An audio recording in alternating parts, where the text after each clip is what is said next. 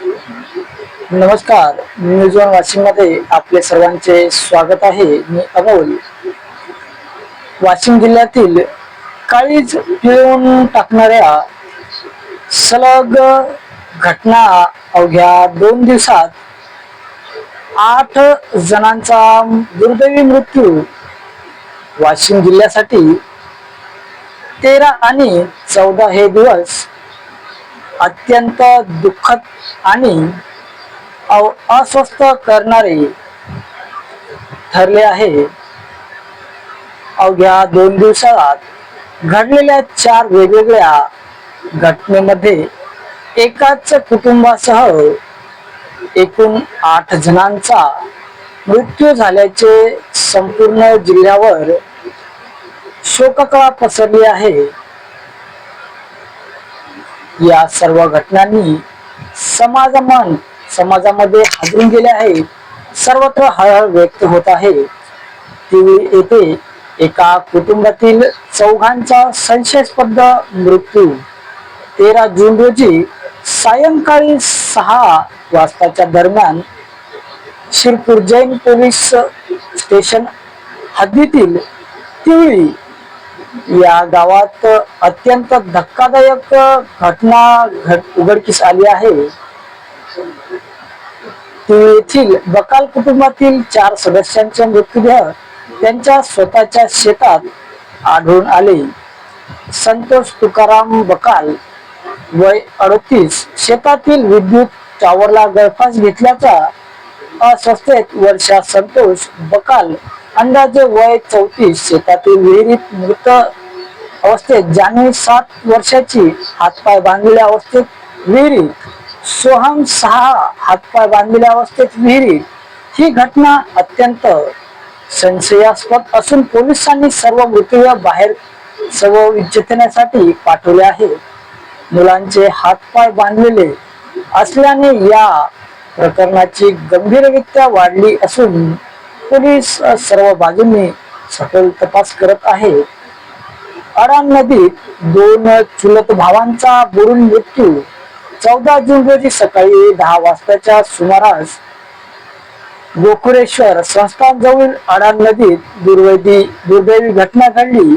शुभम अमोल धोंडे 14 वर्ष रायनार तिजोरी दर्शन सुनील बावणे 20 वर्ष रायनार भातुकली जिल्हा अमरावती. प्रवीण अधिक महिन्यांनी मित्र दोघे स्नानासाठी नदीत गेले होते. पोहताना नदीतील खोल खड्ड्याचा अंदाज आल्याने दोघेही खोल पाण्यात ओढले गेले. नदीकाठावर खेळणाऱ्या मुलांनी या आरडाओरडा केल्याने स्थानिक नागरिक व मासेमारांनी धाव घेतली. दोघांनी बाहेर काढून तातडीने कारंजा उपजिल्हा रुग्णालयात नेण्यात आले, मात्र डॉक्टरांनी मृत घोषित केले. शुभम हा आपल्या आई व वडिलांचा एकुलता एक मुलगा होता आणि आळंदी येथे वारकरी शिक्षण घेत होता. ही बाब अधिक वेदनादायी ठरली. फुलेउमरी धरणात 18 वर्षीय तरुणाचा मृत्यू 13 जून रोजी सकाळी मानोरा तालुक्यातील फुलेउमरी धरणात पहिली दुर्घटना घडली. अंश विजय जयस्वाल वय 18 रायनार पुसद जिल्हा यवतमाळ. अंश हा मित्रासोबत पोहण्यासाठी गेला होता, मात्र पाण्याची खोली आणि तळातील गाळांचा अंदाज न आल्याने तो बुडाला. मित्राच्या डोळ्यासमोर ही घटना घडल्याने परिसरात एकच खळबळ उडाली. अडाण धरणावर विद्यार्थ्यांची आत्मघाती उडी. त्याच दिवशी दुपारी 2 वाजताच्या सुमारास कारंजा मानोरा या रोडवरील अडाण धरणावर आणखी एक हृदयद्रावक घटना घडली. संचित सुभाष मुंद्रे वय 22 वर्ष रायनार कुट्टी. संचित हा अत्यंत हुशार विद्यार्थी होता. त्याने नुकतीच नीट परीक्षा उत्तीर्ण करून MBBS प्रवेश निश्चित केला, मात्र अचानक त्याने त्याचे वडिलांसमोर धरणात उडी घेतली. मुलांना वाचवण्यासाठी वडील धावले असता त्यांचा पाय घसरून फ्रॅक्चर झाला. स्वतः जखमी अवस्थेत असतानाही मुलगा डोळ्यासमोर बुडताना पाहण्याची वेळ त्यांच्यावर आली. ही घटना अत्यंत वेदनादायी ठरली.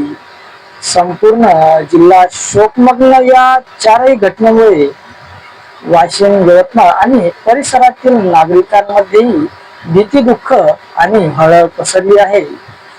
लहान मुलांपासून ते होतकरू विद्यार्थ्यांपर्यंत अनेकांचे जीव गेल्याने समाजमन शून्य झाले आहे.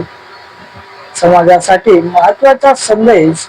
या घटनांमधून काही गंभीर बाबी समोर येतात. नदी, धरण, विहीर या ठिकाणी जाताना विशेष काळजी घेणे आवश्यक. पाण्याची खोली, प्रवाह आणि गाळ यांचा अंदाज न घेता पोहणे टाळावे. लहान मुलांवर सतत लक्ष ठेवणे अत्यंत गरजेचे. मानसिक तणाव, चिंता, नैराश्य जाणवत असल्यास त्वरित कुटुंबियांशी किंवा तज्ञांशी संवाद साधावा. ईश्वर दिवंगत आत्म्यांना शांती देवो आणि त्यांच्या कुटुंबियांना या दुःखातून सावरण्याची शक्ती देवो. नमस्कार मित्रांनो, आज आपण एका महत्त्वाच्या आणि संवेदनशील विषयावर चर्चा करणार आहोत. SC शेड्यूल कास्ट वर्गीकरणचे फायदे आणि तोटे.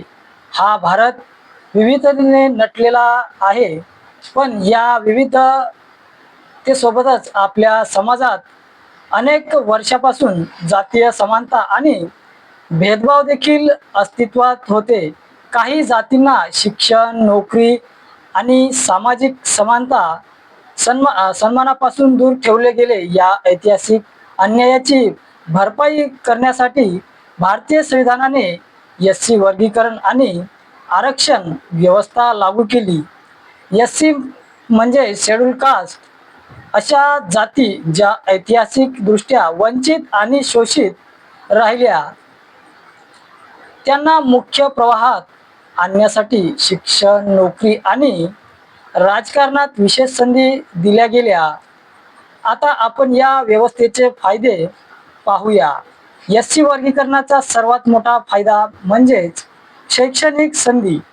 वाढत्या आरक्षणामुळे अनेक विद्यार्थ्यांना शाळा, महाविद्यालय आणि उच्च शिक्षणात प्रवेश मिळू लागला. शिष्यवृत्ती, फी सवलती यामुळे गरीब विद्यार्थ्यांना शिक्षण घेणे शक्य झाले. दुसरा महत्त्वाचा फायदा म्हणजेच नोकरीच्या संधी. सरकारी नोकऱ्यांमध्ये आरक्षण असल्यामुळे SC वर्गातील लोकांना स्थिर नोकऱ्या मिळू लागल्या. यामुळे त्यांच्या कुटुंबाची आर्थिक परिस्थिती सुधारली आणि त्याचबरोबर समाजात त्यांचा आत्मविश्वास वाढला. तिसरा फायदा म्हणजे सामाजिक न्याय.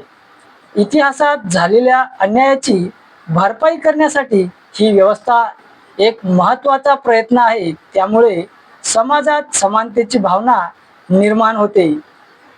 तसेच राजकीय परिस्थिती हा देखील एक मोठा फायदा आहे.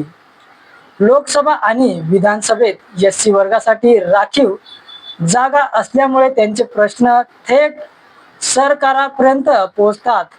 आरक्षणामुळे सामाजिक उन्नती झाली आहे. अनेक लोक गरिबीतून बाहेर आले आणि मध्यम वर्गात प्रवेश करू शकले. हे समाजातील सकारात्मक बदलाचे उदाहरण आहे. आता आपण या व्यवस्थेचे तोटे पाहूया.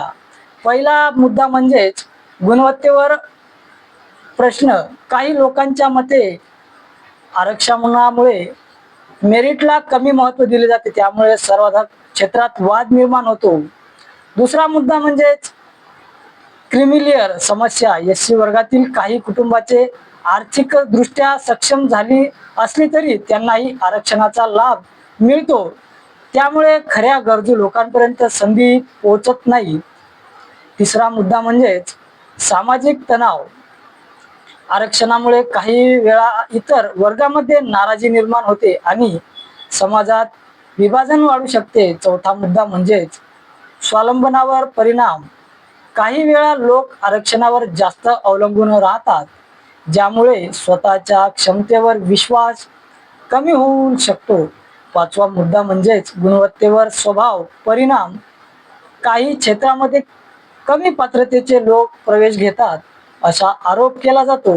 जरी हा मुद्दा सर्वत्र लागू होत नाही, सहावा मुद्दा म्हणजे धोरणात बदलांचा अभाव. अनेक वर्ष ही व्यवस्था जवळपास तशीच लागू आहे, पण बदलत्या काळानुसार सुधारणा आवश्यक आहेत.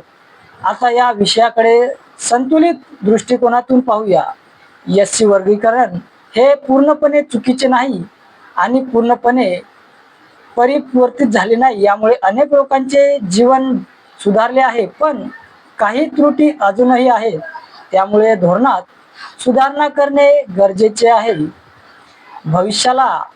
भविष्यासाठी काही उपाय सुचवता येतील. आर्थिक निकषांचा समावेश करणे, क्रिमिनल संकल्पना लागू करणे, शिक्षणाची गुणवत्ता वाढवणे आणि परिस्थितीनुसार आरक्षण धोरणात बदल करणे आवश्यक आहे. शेवटी निष्कर्ष असा आहे की एस सी वर्गीकरण हे सामाजिक न्यायासाठी एक महत्त्वाचे साधन आहे. यामुळे लाखो लोकांना संधी मिळाली, पण त्याच वेळी या व्यवस्थेतील त्रुटी दूर करून ती अधिक प्रभावी बदलणे आवश्यक आहे. आपला अंतिम उद्देश एकच असावा, समानता, न्याय आणि सर्वांगीण विकास. धन्यवाद.